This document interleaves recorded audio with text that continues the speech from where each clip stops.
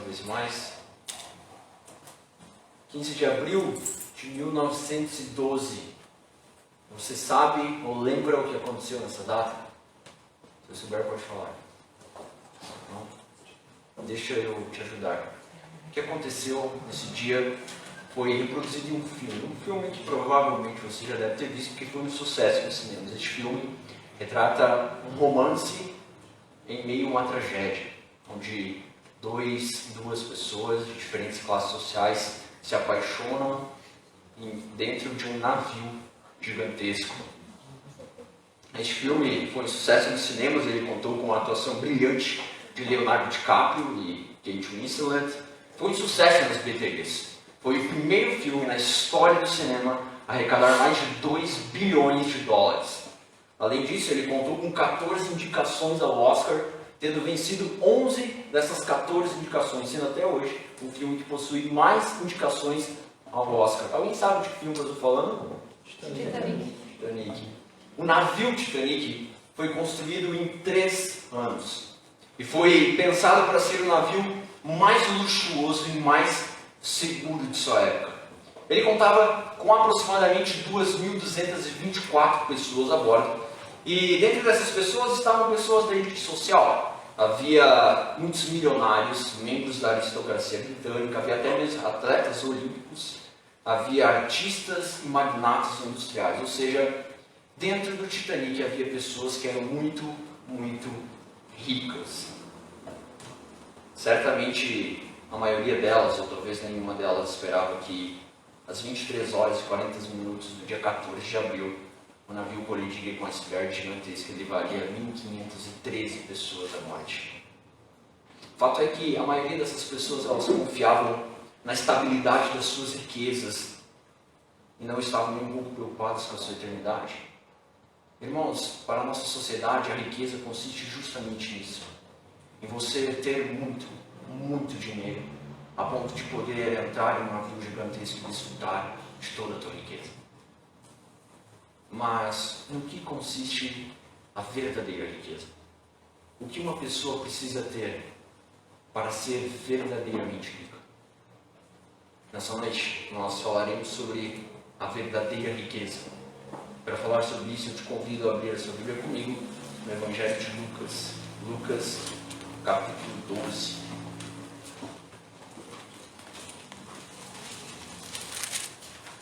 Lucas, capítulo 12, estaremos lendo do verso 13 ao verso 21.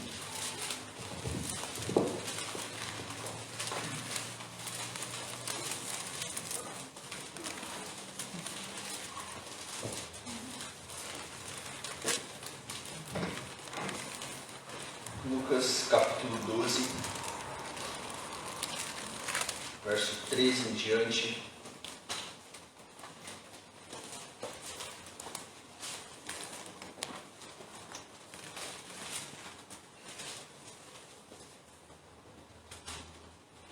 A palavra de Deus nos diz assim: nesse ponto, um homem que estava no meio da multidão lhe falou: Mestre, ordena meu irmão que reparta comigo a herança. Mas Jesus lhe respondeu: Homem, quem me constituiu juiz ou partidor entre vós? Então lhes recomendou: tende cuidado e guardai-vos de toda e qualquer avareza, porque a vida de um homem não consiste na abundância dos bens que ele possui. E lhes proferiu ainda uma parábola, dizendo: o campo de um homem rico produziu com abundância. E arrazoava consigo mesmo, dizendo: que farei? Pois não tenho onde recolher os meus frutos. E disse: farei isto: destruirei os meus celeiros, reconstruí-los-ei maiores, e aí recolherei todo o meu produto e todos os meus bens. Então direi à minha alma: tens em depósito muitos bens para muitos anos, descansa, come, bebe e regala-te. Mas Deus lhe disse: louco, esta noite te pedirão a tua alma, e o que tens preparado, para quem será? Assim é o que tesoura para si mesmo, e não é rico para com Deus. Jesus nunca fez nada no seu ministério sem um propósito muito claro e muito específico. Se você pegar o livro de Lucas, você verá que nos 3 primeiros capítulos, Lucas nos relata o nascimento e a infância de Jesus. A partir do capítulo 3 até o capítulo 9, nós vemos Jesus sendo batizado por João Batista e iniciando o seu ministério na Galileia. Mas nós sabemos que os principais eventos relacionados à crucificação de Jesus, eles iriam acontecer em Jerusalém, que ficava na Judéia. E, portanto, Jesus precisava se locomover da Galileia até a Judéia, uma viagem que era de aproximadamente 140 quilômetros. Por isso, a partir do capítulo 10, nós vemos Jesus iniciando essa viagem até Jerusalém. Mas Jesus faz essa viagem de uma forma muito branda. Ele para numa localidade, dá um ensino, faz um milagre aqui, sai de Israel, volta de novo, e assim ele vai indo até Jerusalém. E é no capítulo 11 que nós vemos Jesus no meio dessa sua trajetória, ele encontrando aqueles que odiavam, os haters de Jesus, os famosos fariseus. E eles encontram Jesus e uma vez mais, eles tentam pegar Jesus em algum erro. Mas Jesus, mestre como era, ele aproveita essa oportunidade para ensinar os seus discípulos logo no início do capítulo 12 como eles deveriam se portar diante das perseguições que estavam por vir. E é neste contexto onde Jesus ele está confrontando os fariseus que tinham uma grande autoridade em Israel, que um homem, no meio da multidão, observa Jesus e repara a ousadia, a autoridade que Jesus tem. E ele pensa, bom, esse homem ele tem muita autoridade, ele confronta os maiores rabinos de Israel, certamente ele pode me ajudar a ganhar mais dinheiro. É isso que o verso 13 começa nos informando. Olhem comigo o verso 13. Nesse ponto, um homem que estava no meio da multidão lhe falou, mestre, ordena meu irmão que reparta comigo a herança. Irmãos, o que está acontecendo aqui, o problema deste homem, é algo que certamente você já viu na sua família ou já viu na família de alguém. A famosa briga por herança. Eu presenciei isso recentemente na minha família, minha avó faleceu um pouco mais de um ano, assim que ela fala, já apareceu gente de tudo que é lugar querendo pedaço de terra e tudo mais. O que vemos acontecendo aqui é que este homem, ele quer repartir a sua parte da herança e ele vê em Jesus uma possibilidade de alcançar seu objetivo. Este homem, ele tinha muito claramente o que ele queria. Ele queria tentar usar Jesus para o seu sucesso pessoal. E por que a gente pode afirmar isso? Veja que ele chega para tentar conseguir o seu objetivo de uma forma até bastante respeitosa. No verso 13 nos informa que ele chega e chama Jesus de mestre. Mestre é uma palavra usada exclusivamente para os grandes rabinos, uma forma educada de se referir a uma pessoa. Mas, após ele chamar Jesus de mestre, ele comete um erro. Ele dá uma ordem para Jesus. Verso 13 nos informa que ele diz, mestre, ordena meu irmão que reparta comigo a herança. Sabe, irmãos, uma coisa seria este homem chegar para Jesus e dizer assim, mestre, eu e meu irmão estamos discutindo acerca da nossa herança, será que o Senhor pode ser o nosso mediador? Mas não, ele chega e dá uma ordem para Jesus, ele tinha muito claramente, mestre, ordena ao meu irmão que reparta comigo a herança. Ele esperava que Jesus ficasse do lado dele. Irmãos, deixem-me te dizer algo. O erro que este homem comete é um erro que eu e você talvez por vezes podemos cometer. Por vezes nós podemos determinar no nosso coração o que nós queremos. E aí na nossa oração nós chegar diante do Senhor e apenas por uma forma educada, Senhor, mas que faça-se a tua vontade. Mas no nosso coração nós já determinamos exatamente o que nós queremos e muitas vezes sem antes mesmo consultar o que a palavra de Deus diz a respeito. Você sabe qual é o grande perigo de nós fazermos isso? É de nós ouvirmos uma resposta de Deus que nós não queríamos ouvir, como este homem ouve. Olhe comigo no verso 14. Mas Jesus me respondeu, homem, quem me constituiu juiz ou partidor entre vós? Sabe, este homem poderia ter ficado sem essa. Jesus diz para ele, quem me constituiu juiz, partidor entre vós? Jesus não julgou a causa deste homem. Mas agora eu te pergunto, por que Jesus não julgou? Ele é o juiz dos juízes, rei dos reis, senhor dos senhores, ele tem toda a autoridade sobre ele. Ele poderia ter julgado a causa deste homem, mas por que ele não faz? Sabe, Jesus não faz porque Jesus sabia exatamente qual era a sua função aqui na terra. Jesus não havia vindo para ser juiz ou rei em Israel, mas ele havia vindo para salvar os perdidos. Ele tinha muito claramente qual era a sua missão, e por isso ele não desperdiça nem um pouco do seu tempo com outras causas. Mas mais do que isso, neste momento, nós precisamos lembrar que os seus discípulos estavam ao redor de Jesus, vendo como ele agia. E através do seu exemplo, Jesus está discipulando os seus discípulos. E ele está ensinando uma lição preciosíssima para os seus discípulos e para mim e para você. Jesus, como líder aqui, ele está ensinando com o seu próprio exemplo que todos nós devemos ter bastante claramente quais são o meu e o teu papel e as nossas responsabilidades. Sabe, se Jesus tivesse julgado a causa deste homem, ele teria arrumado uma grande dor de cabeça.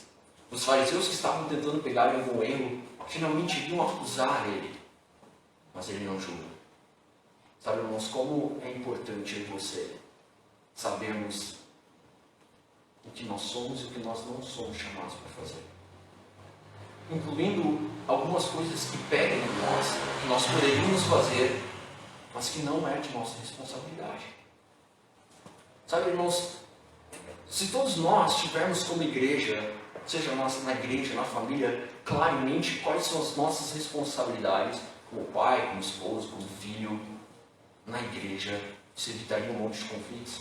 Porque muitos conflitos são causados, muitas vezes, por você talvez resolver uma coisa que não cabe a ti, ou você esperar que uma pessoa resolvesse algo, mas você nem mesmo comunicou a ela que aquela era a função dela e acaba acontecendo conflitos. Se nós temos claramente quais são as minhas e as tuas responsabilidades, como Jesus tinha, vários conflitos podem ser evitados. Mas o que chama bastante atenção nesse texto é que Jesus não deu a este homem o que ele queria, mas o que ele precisava. Este homem, ele não precisava de mais dinheiro, mas ele precisava de uma cura no seu coração. E por isso agora, a partir do verso 15, Jesus começa a mostrar a este homem que a verdadeira riqueza, em primeiro lugar, está em um coração grato. Está em um coração grato. Olha comigo o verso 15. Então, lhes recomendou: tende cuidado e guardai-vos de toda e qualquer avareza, porque a vida de um homem não consiste na abundância dos bens que ele possui. Este homem, ele vem até Jesus tentando ganhar mais dinheiro, tentando usar a autoridade de Jesus para fazer isso. Mas Jesus passa a mostrar para este homem que se ele quisesse ser mais rico, se ele quisesse ser uma pessoa verdadeiramente rica, em primeiro lugar, ele precisava aprender a ser grato por aquilo que ele já tinha. O pecado que Jesus está acusando aqui é a cobiça. E a palavra que é usada aqui como avareza é uma palavra muito descritiva. Ela pode ser traduzida literalmente como a sede de ter mais, sempre mais e ainda mais. Sabe, é como se um homem que tem sede, ele tomasse um copo de água salgada para tentar saciá-la. Uma pessoa que não consegue estar satisfeita com aquilo que já tem. Sabe, uma pessoa que termina a reforma na casa, nem mesmo parou para agradecer pela reforma que já fez, já está pensando na próxima reforma. Uma pessoa que acabou de passar um concurso, acabou de receber uma promoção no emprego, nem mesmo parou para agradecer, para ser grato por aquela conquista, e já está querendo mais, já está de olho lá na frente. Veja, irmãos, eu não estou dizendo que eu e você não devemos desejar crescer na vida, alcançar novos horizontes, ter conquistas pessoais, ter um bom desempenho onde estamos. Não é isso que eu estou dizendo. O pecado de ambição e de cobiça que Jesus está acusando aqui consiste em você passar a maior parte do teu tempo sempre desejando mais e ainda mais, e desejando o que é do outro, em vez de passar a maior parte do teu tempo sendo grato por aquilo que você já tem. E é isso que Jesus está ensinando. Seja grato por aquilo que você já tem. Sabe, eu lembro no meu primeiro ano de seminário, eu estudo num ambiente onde eu tenho colegas, dois que são bem brilhantes academicamente, e lançam o livro na editora, os caras já sabem o que está escrito no livro, nem lê o livro, já sabem o nome, título, o autor e tudo mais. É uma habilidade que Deus deu a eles. Eu não tenho essa habilidade. E eu lembro de eu cobiçar isso e pensar, poxa, pai, isso seria legal se eu tivesse. Mas com o tempo o Senhor me ensinou a ser grato por outras habilidades que Ele me deu, que eles não têm. Como, por exemplo, ser músico, né? Eu toco e a maioria deles se pediu para cantar parabéns, eu não garanto que chegue afinado até o final. Habilidades que Deus te deu, seja grato por elas, em vez de estar cobiçando constantemente habilidades dos outros. E use as habilidades que o Senhor te deu para a sua glória. É isso que Jesus está chamando a atenção deste homem. Uma pessoa verdadeiramente rica é aquela que, em primeiro lugar, ela é uma pessoa grata. Agora nós podemos ver, do verso 16 ao verso 19, que Jesus passa a ensinar através de uma parábola que a verdadeira riqueza, ela não está apenas em um coração grato, mas ela também está em um coração confiante em Deus. Um coração confiante em Deus. E veja, irmãos, a confiança é algo bom e necessário.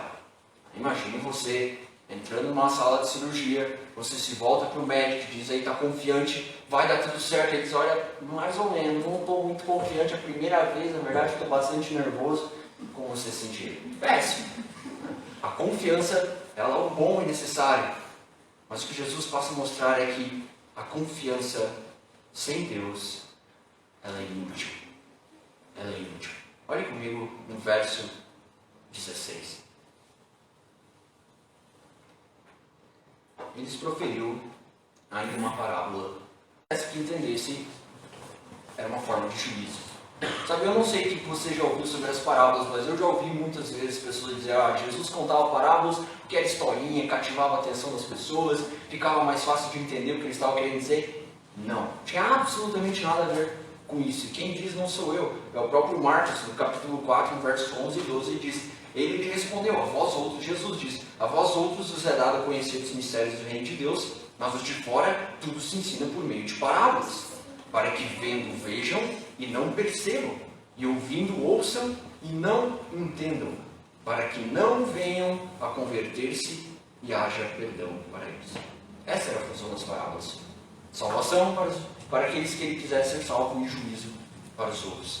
E Jesus sempre usava em suas parábolas figuras de personagens bastante conhecidos dos judeus. Nesta parábola, ele está usando a figura de um agricultor que havia acabado de realizar uma grande colheita.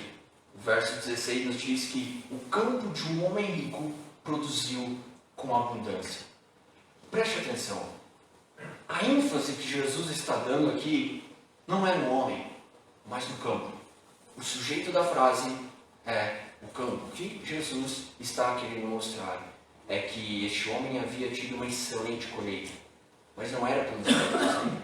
Se Jesus quisesse enfatizar o homem, Jesus começaria dizendo assim, o homem rico produziu com abundância em seu campo.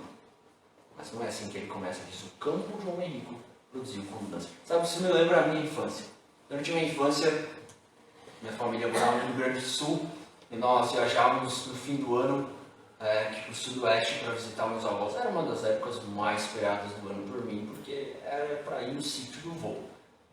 Criança com sítio é tudo de bom, né? Pescar, comer bolacha, andar no mato. E eu lembro das conversas que meu avô tinha com meu pai. Meu avô agricultor, e aí meu pai perguntava, e aí como foi a colheita do feijão, do soja, do trigo, do soja, enfim, do milho. E geralmente com as variantes de cada ano, mas elas repetiam em torno, olha, esse ano foi bom, choveu bastante, a chuva ajudou, ou não choveu quase nada, a seca foi grande. O que meu avô estava querendo dizer é que por mais que ele havia feito tudo certo, plantado na época certa, adubado a terra, feito todo o processo de agricultor, ele dependia de variáveis que ele não controlava, como o tempo. O que Jesus está querendo mostrar aqui é que este homem teve uma excelente colheita, mas não foi pelos méritos dele.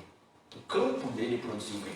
Foi por causa de variáveis que ele não controlava. Mas veja que interessante, mesmo este homem, tendo uma grande colheita, não por causa dos méritos dele, ele cria agora um dilema no verso 17, como se tudo que ele havia conquistado fosse por causa dos méritos dele. Olhe comigo no verso 17. E arrazoava consigo mesmo, dizendo: que farei? Pois não tenho onde recolher os meus frutos. Irmãos, este homem, ele era extremamente confiante nele mesmo. E agora ele cria um dilema. O que ele fará com tanta riqueza? O que ele fará com tanta riqueza? Eu te convido a nós pensarmos numa resposta que nós podemos dar a este homem. O que ele pode fazer com tanta riqueza? É isso que ele pergunta. Bom, a primeira coisa, ele poderia dar aos pobres.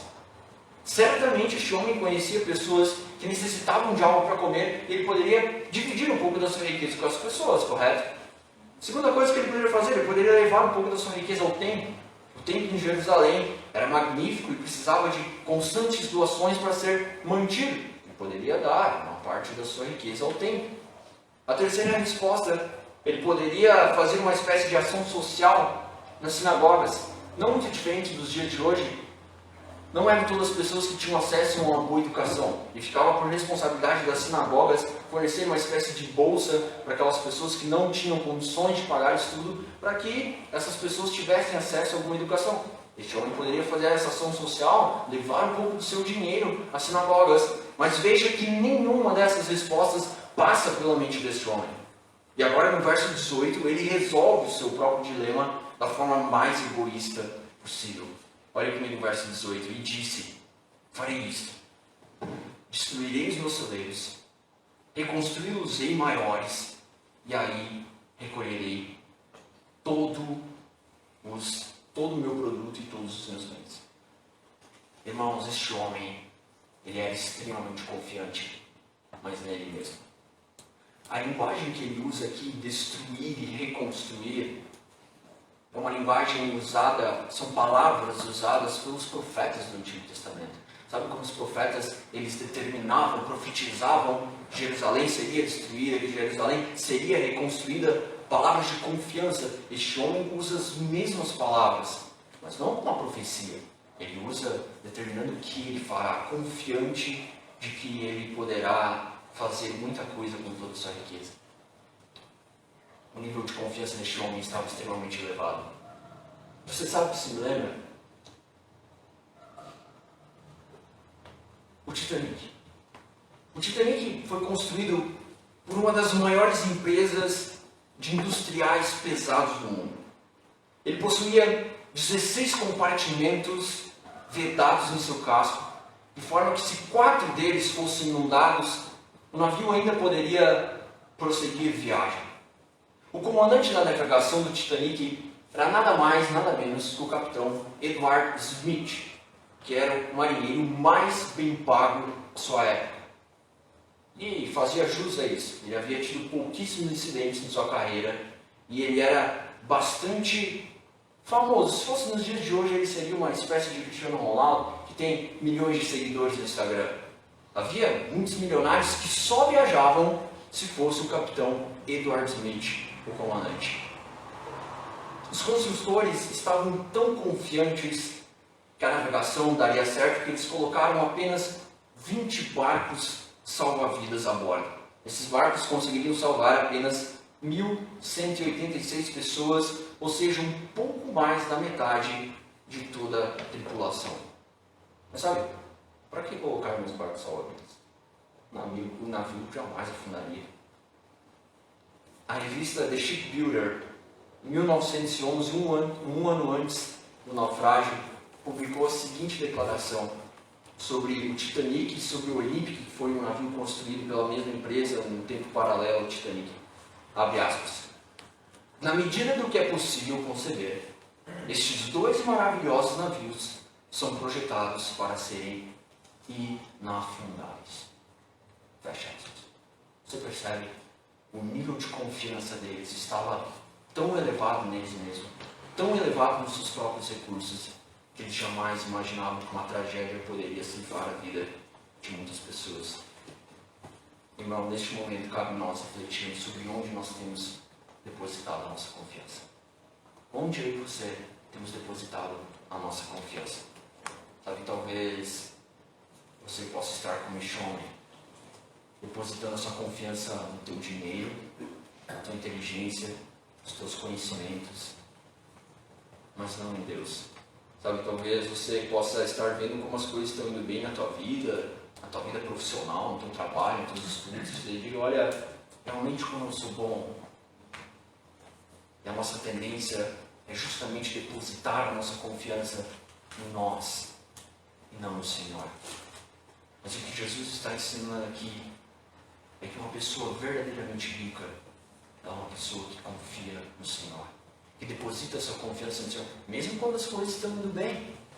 Mesmo quando as coisas estão indo bem, elas depositam a sua confiança no Senhor. Sabe, se você está indo bem naquilo que você está fazendo, certamente você tem algum mérito pelo seu esforço, mas o grande mérito, acima de tudo, sempre será do Senhor. Irmãos, essa é uma tendência que nós temos constante, que nós precisamos nos disciplinar para não cair. Eu lembro na minha época de estudante, na escola mesmo, no ensino fundamental, meu pai sempre dizia antes de prova, não, tem prova, tipo, uma hora antes de fazer a prova. Eu não corava, né? Só quando estava com a corda no pescoço, aí, Senhor, ajuda. Agora eu estudo no seminário, onde geralmente a gente ora antes das provas, mas a nossa tendência é esquecer. Por quê? Porque a gente confiou, se eu estudei eu vou bem. Se eu estudo, eu vou bem. A nossa tendência é geralmente colocar a nossa confiança em nós mesmos. Mas essa nossa confiança precisa estar no Senhor. E veja que este homem estava com a sua confiança tão elevada que agora ele, no verso 19, começa a fazer planos, né, projetos futuros para tudo aquilo que ele havia adquirido. Olhe comigo no verso 19. Então, direi a minha alma, tens depósito muitos bens para muitos anos. Descansa, come, bebe e regala-te. Este homem agora ele tinha certeza que ele tinha riqueza para tudo. As necessidades básicas dele sempre seriam supridas. Beber, comer. E é muito interessante essa outra palavra que ele usa, como regala-te. É uma palavra que pode ser traduzida literalmente como seja alegre com você mesmo. O que este homem está afirmando é que agora ele encontrou a felicidade. Sabe, a felicidade que o mundo tanto procura? Este homem aqui, ele tinha certeza que agora ele havia encontrado. Agora ele seria uma pessoa feliz. O que este homem não esperava é que neste momento do discurso, Deus é quem começaria a falar. Olhe comigo no verso 20. Mas Deus me disse: louco, esta noite te pedirão a tua alma, e o que tens preparado, para quem será? Deus começa chamando este homem de louco, insano, insensato. Por quê? Simplesmente pelo fato de que naquela noite, este homem teve o encontro mais importante de sua vida. Não era encontro com um grande rabino, com o presidente, não era encontro com o artista favorito dele, não. Era encontro com o seu próprio Criador. E o que ele tinha preparado para este encontro. Deus não confronta ele com alguma pergunta acusadora, do tipo, o que você fez pelos outros? Ou onde estão seus familiares e amigos, né, que seriam os receptores de sua riqueza? Não, o que Deus diz é ao Senhor: veja o que você fez para si mesmo. Você planejou sozinho, construiu sozinho, divertiu-se sozinho, e agora você morre sozinho. E o pior é que você nem se preocupou em preparar algo para a sua eternidade. Sabe o que é curioso? Diante de uma pergunta tão arrepiante dessa de Deus, você não fica curioso em saber qual é a resposta de Shon? O que Shon falou? pergunta tão confrontadora como essa, o que este homem teria dito? A Bíblia não diz. Nós não sabemos. O que Jesus está usando aqui é um recurso que ele usava na parábola do filho pródigo. Ele faz a mesma coisa. Ele não dá a resposta final. Porque o que ele está querendo mostrar é que essa pergunta não era só para aquele homem, mas é para todos os que estavam ouvindo ele naquele momento. E para mim e para você. Jesus passa a mostrar que a verdadeira riqueza ela não está apenas no coração grato, não está apenas no coração confiante no Senhor, mas ela também está no coração focado na eternidade. No coração focado na eternidade. Veja, irmãos, eu e você, assim como este homem, temos uma vida, uma pequena vida. E o que nós fazemos nessa vida, ela determinará toda a nossa eternidade. Que é uma eternidade que não tem fim. E não é discurso de medo ou algo, mas é a realidade. O que nós fazemos na nossa vida determinará toda a nossa eternidade. Este homem não havia tomado nem a decisão mais importante, que era conhecer o Senhor. Essa é a primeira grande decisão que eu e você precisamos tomar. Se render aos pés de Cristo. Mas após isso, nós precisamos viver de uma forma que nós pensemos na nossa eternidade. Você não precisa ser pastor ou integralmente na obra para você fazer algo pela sua eternidade. Na sua profissão, naquilo que você faz, nós precisamos viver de forma que glorifique o Senhor, de forma que fará algo que glorificará o Senhor eternamente e acumulará riquezas eternamente. E este homem não havia parado para pensar nisso. A real é que este homem nem havia parado para conhecer o seu Criador. Sabe, meus irmãos, nosso coração está focado na eternidade. Temos nós focado na eternidade, feito as coisas realmente pensando que essa vida é breve, sabe? Quando eu estava vindo para cá, a última vez eu sofri um acidente, um dos meus amigos morreu, eu poderia ter morrido. A vida é breve. A vida é breve. O que nós temos feito? Realmente nós temos focado na eternidade. Este homem não havia feito isso. E por isso, agora Jesus conclui o verso 21, mostrando para aquele homem que havia vindo tentar conquistar mais riqueza. Lembre-se, Jesus está contando essa parábola que um homem tenta ganhar mais riqueza com ele. Agora Jesus conclui mostrando como a riqueza sem Deus ela é inútil. Verso 21 ele afirma: assim o que entesoura para si mesmo e não é rico para com Deus. O homem que não é rico para com Deus, ele viverá pensando na sua vida, pensando em acumular mais bens, pensando em coisas terrenas. Como este homem da parábola, como o homem que havia vindo tentar ganhar mais dinheiro com Jesus. Mas Jesus mostra para este homem uma pessoa verdadeiramente rica, aquela que tem um coração grato, que aprende a ser grato por aquilo que ela tem, um coração que confia no Senhor, confia apenas no Senhor, um coração que foca na eternidade, independente do que faz, mas que foca na eternidade. Que Deus ajude nós a ser pessoas verdadeiramente ricas. Vamos orar?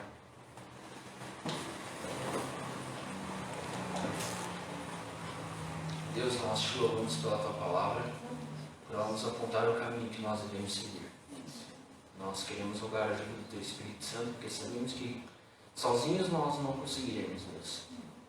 Nós queremos sair daqui melhores, queremos ser mais parecidos contigo, Senhor, durante essa semana, durante o resto do ano que nos resta. Pedimos que o Senhor nos ajude nessa tarefa. Ajude-nos a ser gratos, Senhor, por aquilo que o Senhor nos concedeu, pela família que o Senhor nos concedeu, pelas coisas que o Senhor nos concedeu, pelas bênçãos, Senhor, pela tua providência, por tudo que o Senhor nos deu até hoje, que nós aprendemos a ser gratos por isso. Deus, pedimos que o Senhor ajude-nos a confiar mais em Ti, Senhor. Não confiar nos nossos recursos, não confiar nas habilidades que o Senhor nos deu, nos dons, nos talentos, mas confiar exclusivamente no Senhor. E ajude-nos, Deus, a focar na eternidade. Nós consigamos viver uma vida com nossos olhos, Senhor, na eternidade. Este é o nosso desejo, nossa oração, em nome de Jesus. Amém.